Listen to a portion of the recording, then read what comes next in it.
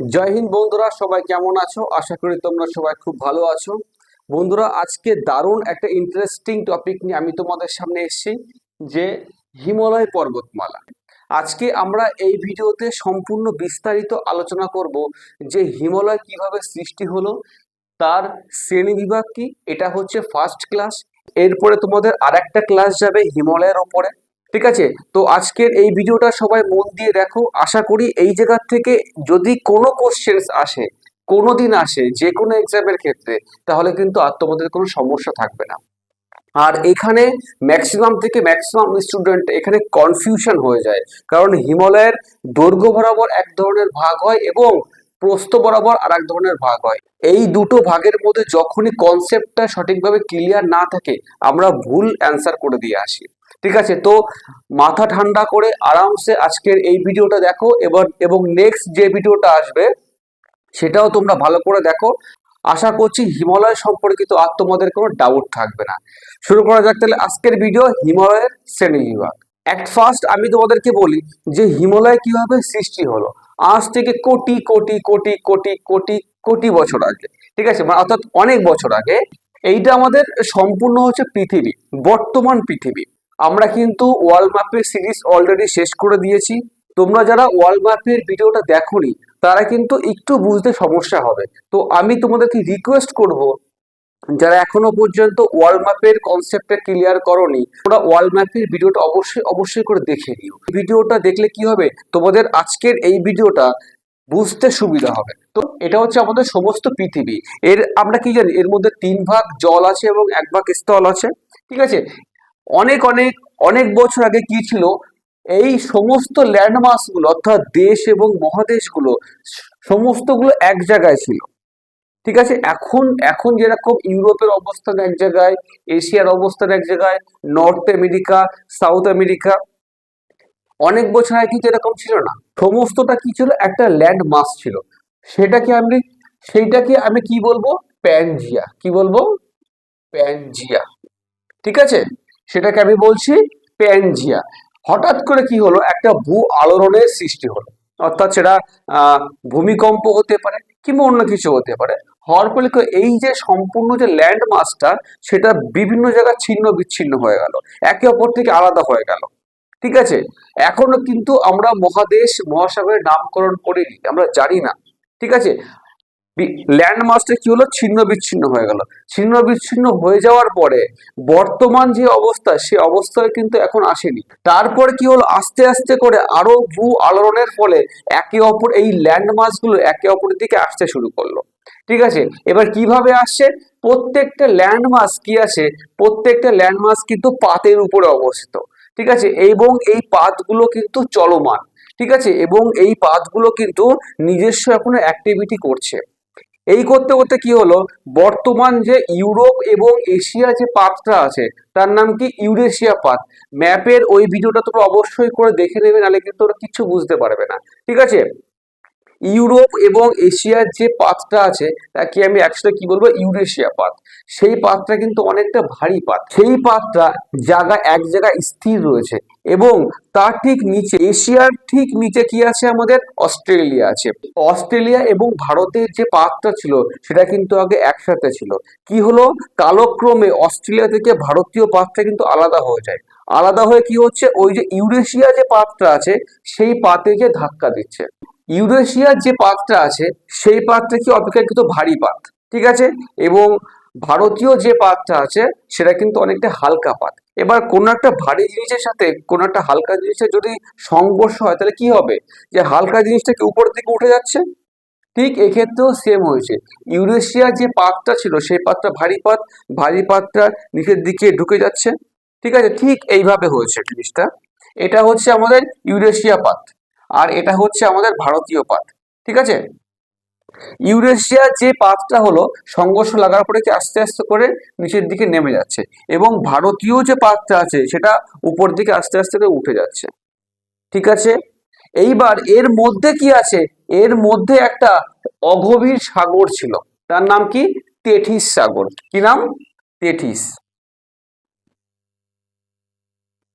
এই অগভীর সাগরকে দুপাশ থেকে দুটো পাত যখন চাপ দিল, ওর মধ্যে যেসব পলি বালিগুলো ছিল সেগুলো আস্তে আস্তে করে ভাঁজ খেয়ে উপর দিকে উঠে গেল।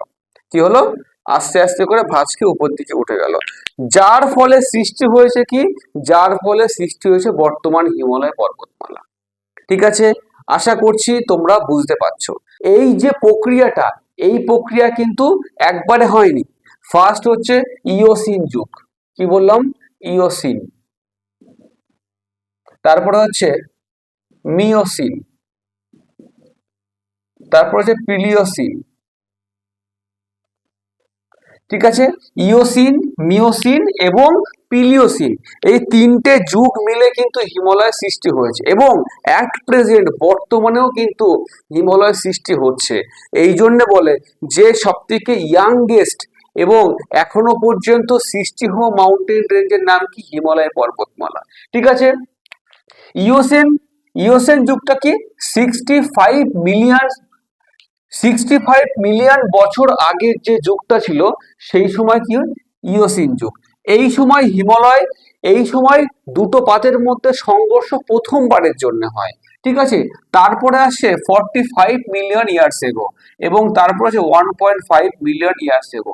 ঠিক আছে, তাহলে যদি বলা হয় যে হিমালয় সৃষ্টির যে প্রথম যে যুগটা তার নাম কি? ইওসিন যুগ। কত বছর আগে? 65 মিলিয়ন ইয়ার্স এগো। তারপরের যুগের নাম কি? মিওসিন যুগ। এবং লাস্ট যে যুগটা তার নাম কি হচ্ছে? প্লিওসিন যুগ, অর্থাৎ 1.5 মিলিয়ন ইয়ার্স এগো। এই তিনটে যুগ ধরে পর্যায়ক্রমে কিন্তু দুটো পাতের সাথে সংঘর্ষ লাগার ফলে বর্তমান যে হিমালয় পর্বতমালা সেটা কিন্তু সৃষ্টি হয়েছে। ভিডিওটি যদি ভালো লাগে অবশ্যই অবশ্যই করে একটু কষ্ট করে হাতটা তুলে লাইক করে দাও এবং বন্ধুদের মাঝে শেয়ার করতে একদম ভুলো না। ঠিক আছে, এটা হচ্ছে হিমালয় সৃষ্টির কারণ। এবার আমি আসছি বন্ধুরা হিমালয়ের শ্রেণী বিভাগ, অর্থাৎ হিমালয়কে হিমালয়কে আমি কিভাবে ভাগ করতে পারবো। ঠিক আছে, এই আমাদের ভারতের যে ম্যাপটা আছে, অর্থাৎ উত্তরের যে ম্যাপটা আছে সেই ম্যাপটা আমি আঁকলাম। ওকে, এইবার দেখো আমাদের আমাদের এই সাইডটা কি আছে? চীন রয়েছে সম্পূর্ণ। ওকে, একদম উত্তর পূর্ব দিকটা সম্পূর্ণ কি রয়েছে? চীন রয়েছে। ওকে, আর এইখানে কি রয়েছে? পাকিস্তান। এখানে রয়েছে কে? পাকিস্তান। এখানে আছে কি? নেপাল এবং এখানে আছে ভুটান। নেপাল এবং এখানে আছে ভুটান। তাহলে যদি বলা হয় যে হিমালয় কোন কোন দেশের মধ্যে বিস্তার লাভ করেছে, তাহলে উত্তর কি হবে? 1 নম্বর হচ্ছে চীন, 2 নম্বর হচ্ছে ভারত, নেপাল, ভুটান এবং পাকিস্তান। ঠিক আছে, তাহলে মোট 5টা দেশের মধ্যে কিন্তু হিমালয় বিস্তৃত আছে। প্রত্যেকটা পয়েন্ট বন্ধুরা খুবই ইম্পর্টেন্ট, এই জন্য ভিডিওটা শেষ পর্যন্ত দেখা তোমাদের খুবই জরুরি। এখন বর্তমান এক্সামের যা লেভেল চলে গেছে, তোমার মুখস্থ বিদ্যা দিয়ে কাজ হবে না। ঠিক আছে, আজ থেকে 10 বছর আগে যদি তুমি কোনো একটা এক্সাম দেখো আর এখনের যে এক্সামের যে সেটগুলো আছে, এখানে তোমার সম্পূর্ণ কনসেপ্ট যে কতটা তুমি ভালো করে জিনিসটা বুঝেছো। ঠিক আছে, ডাইরেক্ট অনলাইনে এখন আসে না বললেই চলে। এই জন্য তোমাকে ভালো করে একটা জিনিস সম্পর্কে কনসেপ্ট তৈরি করতে হবে এবং হ্যান্ড রিটেন নোট তৈরি করতে হবে। ঠিক আছে, তো অবশ্যই অবশ্যই করে যারা তোমরা ভিডিওটা দেখছো নিজস্ব নোট তৈরি করবে, কারণ নিজস্ব নোটের উপরে মূল্যবান নোট এই পৃথিবীতে কোনোদিনও হবে না। ঠিক আছে, একদম নিজের ভাষায় লিখবে। ওকে, তাহলে মোট 5টা দেশের মধ্যে কিন্তু হিমালয় বিস্তৃত। নাম বলো কি? ভারত, চীন, নেপাল, ভুটান এবং পাকিস্তান। ঠিক আছে, এইবার দেখো যে এই যে ভাগটা, হয়তো এই যে সম্পূর্ণ ভাগটা, এবার এই ভাগটা কিভাবে হয়েছে। দেখো একদম ফার্স্ট যে একদম প্রথম যে ভাগটা এখানে দেখো, একে আমি কি বলছি? ট্রান্স হিমালয়। ট্রান্স হিমালয়। আমি এ সম্পর্কে আসছি, আগে তোমরা শ্রেণীবিভাগটা ভালো করে বুঝে নাও। ঠিক আছে, একদম উপরের যে ভাগটা আছে তা কি বলছে? আমরা ট্রান্স হিমালয়। তারপরে এই যে ভাগটা আছে, এই যে নীল কালি দিয়ে যে ভাগটা আমি এখানে করেছি, তারপরে এই যে রেঞ্জটা আছে, আশা করি তোমরা সব দেখতে পাচ্ছ। এই যে রেঞ্জটা আছে একে আমরা কি বলবো? গ্রেট হিমালয়। এবার যে এই যে রেঞ্জটা, এর নাম কি হচ্ছে? মিডিল হিমালয়। মিডিল হিমালয়। আর একদম যে লাস্টের যে রেঞ্জটা আছে, এই রেঞ্জটার নাম কি? এই রেঞ্জটার নাম হচ্ছে শিবালিক। শিবালিক। ওকে, তো একদম উপরের যে রেঞ্জটা আছে তার নাম কি ট্রান্স হিমালয়, তারপরে যে ভাগটা আছে তো তার নাম কি হচ্ছে গ্রেট হিমালয়। ঠিক আছে, এবার তারপরে যে রেঞ্জটা আছে তার নাম কি যে মিডিল হিমালয়, এবং একদম শেষের যে রেঞ্জটা আছে তার নাম কি শিবালিক হিমালয়। আমি এখানে তিনটে যুগের কথা উল্লেখ করেছিলাম, একটা হচ্ছে ইওসিন, মিওসিন এবং কি পিলিওসিন। তাহলে এই তিনটে যুগের মধ্যে, এই তিনটে যুগে দুটো পাতের মধ্যে সংঘর্ষ লাগার ফলে কিন্তু গ্রেট হিমালয়, মিডিল হিমালয় এবং শিবালিক কিন্তু তৈরি হয়েছে। কিন্তু আমি যে এই যে ট্রান্স হিমালয়টা বলছি, এই ট্রান্স হিমালয় কিন্তু মেন যে হিমালয় তার অংশ নয়। আচ্ছা, আমি এখানে ঠিক মতো বুঝতে পারলাম না, তাই তো? অবশ্যই আমি আছি তো, টেনশন নেই লেনে কা মে হু না। ওকে, এবার কি হচ্ছে, এই যে ট্রান্স হিমালয়টা এখন বর্তমান যে হিমালয়, যেটা আহ ইওসিন যুগ থেকে সৃষ্টি হয়েছে, সেই হিমালয়ের অংশ নয়। তাহলে কি এইটা কিন্তু আগের থেকেই সৃষ্টি ছিল। এইটা হিমালয় যখন সৃষ্টি হয়েছে তার অনেক অনেক অনেক বছর আগের থেকে, কয়েক যুগ বছর আগের থেকেই কিন্তু এখানে এই ট্রান্স হিমালয়টা অবস্থিত আছে। এক্সামে তোমাদের এখান থেকে আসে যে কোন রেঞ্জটি হিমালয়ের অংশ নয়, তাহলে কি উত্তর হবে? ট্রান্স হিমালয় কিন্তু হিমালয়ের অংশ নয়। Correct, very good. তাহলে আমি যদি বলি যে হিমালয়ের রেঞ্জগুলো উত্তর থেকে দক্ষিণ দিকে সাজাও, আরে বাবা এই কি প্রশ্ন এসে গেল, খুবই সোজা প্রশ্ন। আমি আমি কি বললাম, একদম উপরের যে অংশটা সেটা কি হচ্ছে ট্রান্স হিমালয়। ঠিক আছে, দেখো তুমি, এইটা হচ্ছে আমাদের হিমালয়। ওকে, দেখো এইটা হচ্ছে আমাদের হিমালয়। ঠিক আছে, জাস্ট ইমাজিন করো এটা হচ্ছে আমাদের হিমালয়। একদম নিচের যে পাশটা আছে, একদম নিচের যে পাশটা আছে এটা হচ্ছে শিবালিক। তার উপরে কি আছে বলো? মিডিল হিমালয়। এবং একদম উপরে যেটা আছে সেটা কি হচ্ছে? এটা হচ্ছে কি গ্রেট হিমালয়। এবং যে ট্রান্স হিমালয়টা কিন্তু এই সাইড থেকে আছে, তো আমার এই যে হাতটা আছে এটাকে আমি বলছি ট্রান্স হিমালয়। তো এই নিচের দিকে যে ঢালটা আছে সেই ঢালটার নাম কি বলছি? সেই ঢালটা কিন্তু ট্রান্স হিমালয়। তো এখান থেকে এই কোশ্চেনটাও আছে যে হিমালয়ের সব থেকে উচ্চতম যে শ্রেণীটা তার নাম কি? তাহলে নাম কি হবে? এইটা হচ্ছে শিবালিক, তারপরে কি, তারপরে হচ্ছে মিডিল হিমালয়, এবং সব থেকে উপরে কি আছে? গ্রেট হিমালয়। তাহলে হিমালয়ের সব থেকে উচ্চতম অংশ কিন্তু কি হবে? গ্রেট হিমালয়। ট্রান্স হিমালয় না, কিন্তু ট্রান্স হিমালয় যে নিচের দিকে যে ঢালটা রয়েছে সেই ঢালটা কিন্তু ট্রান্স হিমালয়। ঠিক আছে, এবং ভারত থেকে যদি আমি দেখি, এই নিচে কি আছে? এই নিচে হচ্ছে ভারত। ঠিক আছে, এই ভারত থেকে আমি যদি দেখি তাহলে কিন্তু ট্রান্স হিমালয়টাকে কিন্তু আমি দেখতে পাচ্ছি না।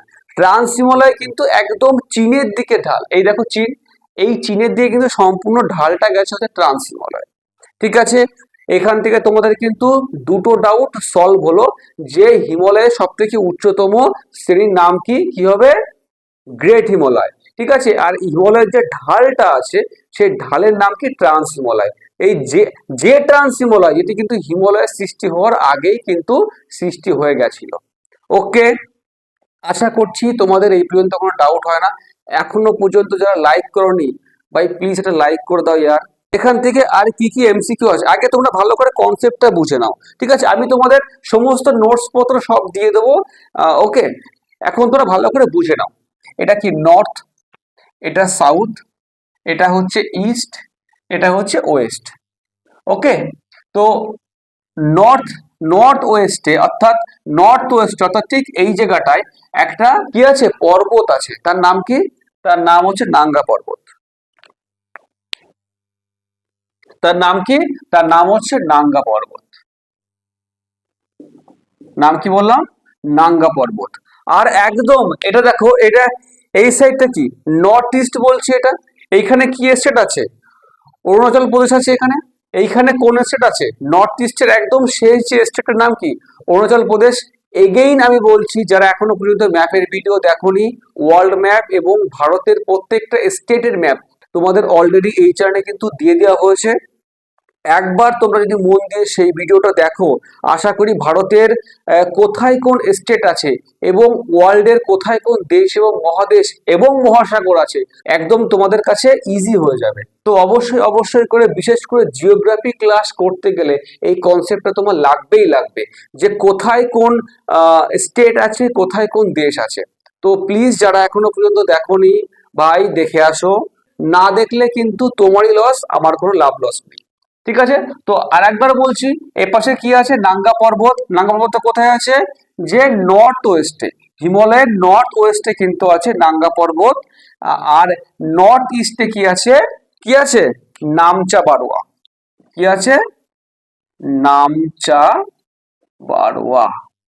ঠিক আছে, তো এখান থেকে এক্সামিনাররা একটা কোশ্চেন খুব তোলে, যে হিমালয় কোন দুটো পর্বতের মাঝে অবস্থিত। সহজে উত্তর করতে পারবে যে হিমালয় কোন দুটো পর্বতের মধ্যে অবস্থিত। উত্তর পশ্চিমে আছে নাঙ্গা পর্বত এবং উত্তর পূর্বে আছে কি, নামচা বারোয়া। তাহলে এই দুটো পর্বতের মধ্যে কি অবস্থিত, আমাদের হিমালয় অবস্থিত। যাচ্ছে, এইবার দেখো, ঠিক এই নামচা বারোয়ার এখান থেকে একটা নদী চলে গেছে, আর এই নাঙ্গা পর্বতের এখান থেকে একটা নদী চলে গেছে। এই দুটো নদীর নাম কি, এই নদীর নাম হচ্ছে ব্রহ্মপুত্র, আর এখানে নাম কি, এর নাম হচ্ছে সিন্ধু। তাহলে এখান থেকে আমাদের আরেকটা এমসিকিউ হলো, যে হিমালয়ের উত্তর পশ্চিমে কোন নদী আছে, বলো, সিন্ধু নদী আছে। এবং উত্তর পূর্বে একদম শেষে কোন নদী আছে, ব্রহ্মপুত্র নদী আছে। তাহলে যদি আমি এখান থেকে বলি যে হিমালয় কোন দুটো নদীর মধ্যে অবস্থিত, উত্তর কি হবে, ইজি, অবশ্যই জানো কি হবে, সিন্ধু এবং ব্রহ্মপুত্র এই দুটো নদীর মধ্যে কিন্তু অবস্থিত। একদম সম্পূর্ণ কনসেপ্ট, এখানে মুখস্থ বিদ্যা কিচ্ছু নেই। তোমার জাস্ট তোমাকে বুঝতে হবে, আর তোমাকে একটা ছবির মতো জিনিসটাকে ভাবতে হবে, যে এখানে এই হচ্ছে, এখানে এই হচ্ছে। এই জন্য তোমাকে আমি বারবার বলছি বন্ধুরা, ম্যাপের ভিডিও প্লিজ প্লিজ প্লিজ যে দেখে আসো, নাহলে কিন্তু তোমার বুঝতে খুব অসুবিধা হবে। এবার এখান থেকে আর একটা কোশ্চেন আছে, যে হিমালয় কোন জায়গা থেকে শুরু হয়েছে এবং কোন দিকে শেষ হয়েছে, অর্থাৎ হিমালয়ের বিস্তারটা। ঠিক আছে, তো হিমালয় নর্থ ওয়েস্ট থেকে শুরু করছে, মানে এখান থেকে সৃষ্টি হওয়া শুরু হয়েছে এবং নর্থ ইস্টের দিকে কিন্তু আস্তে আস্তে করে শেষ হয়ে গেছে। তাহলে হিমালয় যদি বলি বিস্তার, বিস্তার কি হবে, উত্তর পশ্চিম থেকে কি হবে, উত্তর পশ্চিম থেকে উত্তর পূর্বর দিকে। ঠিক আছে, গেল। নেক্সট কোশ্চেন আসছে, নেক্সট কোশ্চেন, যে হিমালয় কোন দিকে বেশি চওড়া, হিমালয় কোন দিকে বেশি চওড়া। তাহলে যেই দিকে আগে সৃষ্টি হয়েছে সেই দিকেই তো বেশি চওড়া হবে, একদম কারেক্ট। তো এখানে কি হচ্ছে, নর্থ ওয়েস্টের দিকে কিন্তু হিমালয় বেশি চওড়া, এবং নর্থ ওয়েস্ট থেকে যত আমি নর্থ ইস্টের দিকে যাচ্ছি আস্তে আস্তে আস্তে আস্তে করে কি হচ্ছে, সংকীর্ণ হয়ে যাচ্ছে। এখান থেকেও এক্সামিনার একটা কোশ্চেন তোলে। তাহলে দেখো, সম্পূর্ণ কিন্তু কনসেপ্টের উপর আমি সম্পূর্ণ মুখস্থ করবো, হ্যাঁ হিমালয় নর্থ ওয়েস্ট থেকে নর্থ ইস্টে আসে, তোমার ঠিক এক্সামের হলে যে তুমি এটা গুলিয়ে ফেলবে, গুলিয়ে ফেলবে এবং তুমি সেটাকে নেগেটিভ উত্তর করবে। নেগেটিভ তুমি কেন করবে, কারণ তোমার মনের মধ্যে একটা জেদ তৈরি হবে, হিমালয় তো আমি পড়েছি, তো হিমালয় থেকে কোশ্চেন আসলে আমি তো ছাড়বো না। এই যে একটা ইগোর লড়াই, এই ইগোর লড়াইয়ে কিন্তু মানুষ কি হয়, নেগেটিভ খায়। তো নেগেটিভ যাতে না খেতে হয় ভাই, প্লিজ কনসেপ্টে বোঝো। ঠিক আছে, তাহলে আর একবার তোমরা ভালো করে দেখে নাও, যে হিমালয় সৃষ্টি হয়েছে কোন দিকে, নর্থ ওয়েস্টে সৃষ্টি হয়েছে, সৃষ্টি হয়ে গেছে কোন দিকে, নর্থ ইস্টে গেছে। ঠিক আছে, অর্থাৎ উত্তর পূর্ব ভারতের দিকে গেছে। এবং হিমালয় কোন পাশে বেশি চওড়া, অবশ্যই যেই দিকে আগে সৃষ্টি হয়েছে সেই দিকে কিন্তু বেশি চওড়া, অর্থাৎ নর্থ ওয়েস্ট, অর্থাৎ উত্তর পশ্চিম দিকে বেশি চওড়া, এবং যত উত্তর পূর্ব দিকে গেছে আস্তে আস্তে করে সংকীর্ণ হয়ে গেছে। আশা করছি তোমরা এই পর্যন্ত বুঝে গেছো। নেক্সট আমি আসছি, যে হিমালয়ের বিস্তার কত, অর্থাৎ উত্তর পশ্চিমের সিন্ধু নদী থেকে একদম উত্তর ব্রহ্মপুত্র নদী পর্যন্ত হিমালয় পর্বতমালা কত কিলোমিটার বিস্তৃত। তুমি বলছো যে দাদা অনেক কিলোমিটার বিস্তৃত, আরে বাবা ঠিক আছে অনেক কিলোমিটার, কিন্তু একটা রেঞ্জ তো আছে। উত্তর কি হবে, 2400 কিলোমিটার। ঠিক আছে, উত্তর কি হবে, 2400 কিলোমিটার কিন্তু হিমালয় বিস্তৃত। ঠিক আছে, রেঞ্জ গুলো মনে আছে তো, রেঞ্জ গুলো একদম উপরে হচ্ছে ট্রান্স হিমালয়, যেটা মেন হিমালয়ের অংশ নয়, ঠিক আছে। যদি বলে মেন হিমালয়ের অংশ কোনটা, সবার আগে কি হবে আমাদের গ্রেট হিমালয়, তারপর হচ্ছে মিডিল হিমালয় এবং সবার নিচে কি শিবালিক। হিমালয়টা কিন্তু দেখো অনেকটা এইভাবে কিন্তু নিয়েছে, অর্থাৎ এইদিকে কি এই যে উত্তর পশ্চিম ভাগ, এদিকটা হচ্ছে উত্তর পূর্ব ভাগ, অর্থাৎ কিন্তু অনেকটা এইভাবে শেপ নিয়েছে। সায়েন্সের ভাষায় এই শেপটাকে আমরা কি বলি বলো, কনকেভ, তাই তো, কনকেভ। যদি বলা হয় যে হিমালয় কেমন শেপ, অর্ধচন্দ্রাকৃতি যে শেপটা আছে, আকারটা আছে, হিমালয় কিন্তু অনেকটা তেমন আকার ধারণ করে। এবার এখান থেকে কত সিম্পল কোশ্চেন আছে, বলেছে হিমালয় কোন দিকে বাঁক খেয়েছে, অর্থাৎ এই পাশে কি, এদিকে আছে চীন, এদিকে আছে ভারত, তাহলে হিমালয়ের যে বাঁক খাওয়াটা কোন দিকে আছে, অবশ্যই ভারতের দিকে। এখান থেকে আরেকটা কোশ্চেন আছে যে হিমালয়ের যে কনকেভ যে সাইডটা, ঠিক আছে, অর্থাৎ এই যে সাইডটা, কনকেভ যে সাইডটা, সেটা কোন দিকে আছে, অবশ্যই কি হবে, চীন উত্তর হবে। কনসেপ্ট না বুঝে যদি তুমি উত্তর করো, তাহলে এই হিমালয়ের যে টপিক সেটা তোমার কোনোদিনও ক্লিয়ার হবে না, আর তুমি এখান থেকে নাম্বার পাবে না। এই যে রেঞ্জগুলো, এদের গড় উচ্চতা কত, এখান থেকে কিন্তু একটা কোশ্চেন তোমাদের আসে যে বিভিন্ন যে রেঞ্জে ভাগ করা হয়েছে হিমালয়কে, সেই রেঞ্জগুলোর উচ্চতা কত, গড় উচ্চতা কত। একদম নিচের যে ভাগটা, তার নাম কি শিবালিক। শিবালিকের গড় রেঞ্জ কত, শিবালিকের গড় রেঞ্জ হচ্ছে 600 থেকে 1500 মিটার। ঠিক আছে, শিবালিকের গড় উচ্চতা কত, 600 থেকে 1500 মিটার। তারপরে আমি আসছি মিডিল হিমালয়। মিডিল হিমালয়ের কত, 3500 থেকে 4500 মিটার। ওকে, এটা হচ্ছে মিডিল হিমালয় গড় উচ্চতা। ওকে, এবং সব থেকে উপরে কোনটা আছে, এটা গ্রেট হিমালয়। আমি একটু আগেই বললাম গ্রেট হিমালয় কিন্তু সব থেকে উচ্চতম। দেখো এটা কি, এটা হচ্ছে তোমার শিবালিক, এটা হচ্ছে মিডিল হিমালয়, আর এটা কি হচ্ছে গ্রেট হিমালয়। অর্থাৎ গ্রেট হিমালয়টা কি সব থেকে উচ্চতা সম্পূর্ণ হবে। ওয়ার্ল্ডের সব থেকে উচ্চতম যেসব শৃঙ্গগুলো আছে সব কিন্তু এখানে অবস্থিত। ঠিক আছে, অর্থাৎ কোথায় অবস্থিত, গ্রেট হিমালয় অবস্থিত। তাহলে গ্রেট হিমালয়ের গড় উচ্চতা কত হবে, গ্রেট হিমালয়ের গড় উচ্চতা কিন্তু 6100 মিটার। অনেক বইতে এখানে 6000 থাকে। এই যাচ্ছে হিমালয় সম্পর্কে বিভিন্ন ধরনের ভাগ বন্ধুরা। নেক্সট আমি আসছি বন্ধুরা যে এখান থেকে কি কি কোশ্চেন তোমাকে আসতে পারে। নেক্সট নেক্সট বন্ধুরা আসছি যে এখান থেকে কি কি কোশ্চেন এক্সামের দিক থেকে ভেরি ভেরি ইম্পর্টেন্ট, সেগুলো তোমরা অবশ্যই নোট ডাউন করবে।